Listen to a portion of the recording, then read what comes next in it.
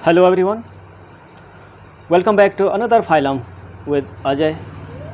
Today we will discuss about the phylum SK helminthes. SK helminthes के member की जो body होती है, यदि हम इनके क्रॉस सेक्शन काटते हैं या हम कहें कि इसका यदि हम टीएस काटते हैं तो इनकी बॉडी हमें क्या होती है, इस प्रकार से सर्कुलर दिखाई देती है। इसलिए जो इनका नाम है ये राउंड वॉर्म्स या हम इसको हिंदी में गोल कृमि कहते हैं।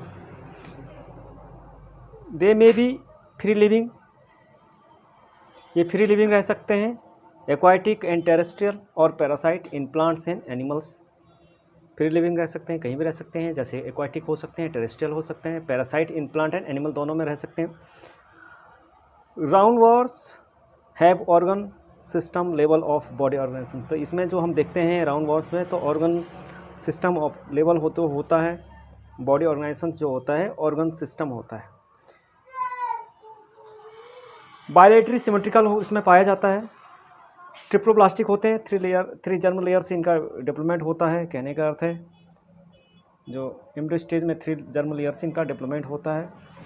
एंड स्यूडोसिलोमेट्स, और ये स्यूडोसिलोमेट्स इनमें होता है। स्यूडोसिलोमेट्स यानी कहने का अर्थ है जो सिलोम होता है इनमें, जो मेसोडर्म में हम देखते हैं तो ये स्कैटर्ड फॉर्म में रहता है। Alimentary canal is complete with well developed muscular pharynx, और इनमें क्या होता है जो एलिमेंट्री कैनाल जो होता है कंप्लीट होता है, यानी एक साइड आप माउथ होगा तो अनदर साइड इसका एनस होगा। Excretory tubes remove body waste from the body cavity through the excretory pore. जो एक्सक्रेटरी पोर ट्यूब होते हैं इसमें, इनकी बॉडी में एक्सक्रेटरी ट्यूब होते हैं जो कि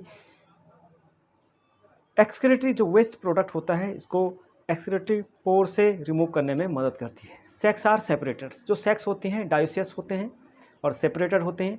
जो देखते हैं कि जो मेल जो होता है ये छोटा होता है और इसकी जो टेल होती है यानी मुड़ी हुई होती है या क्लोइका इसमें होता है, जबकि जो फीमेल होती है काफ़ी इसके कंपेयर में लंबी होती है, लॉन्ग होती है। Fertilisation is internal and development में बी डायरेक्ट। फर्टिलाइजेशन होता है इसमें इंटरनल होता है। Young ones resembles the adult, और जो यंग वंस जो बनते हैं इसके ये जो एडल्ट होते हैं इसी की तरह ये आइडेंटिकल आपको दिखाई देता है, समान होता है। इसके एग्जांपल है एस्केरिस और बोचेरिया एंड साइक्लोस्टोमिया, इसको जो हुकवर्म कहा जाता है।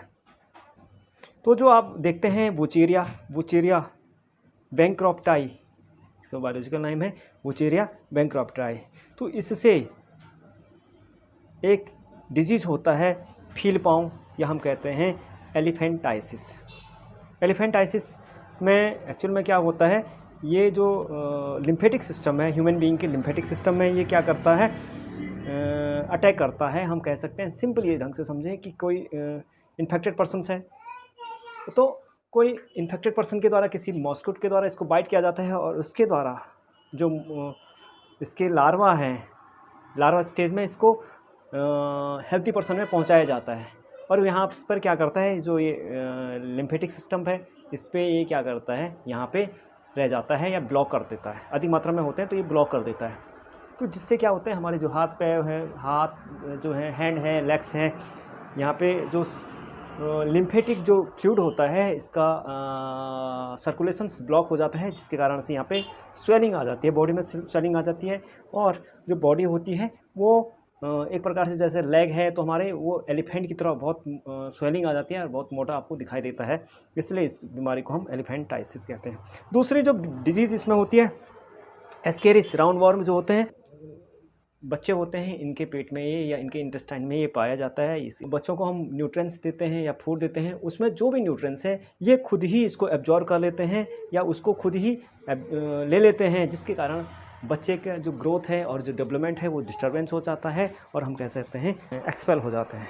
आई होप आपकी समझ में आ गया। वो छोटा सा टॉपिक है, देखेंगे तो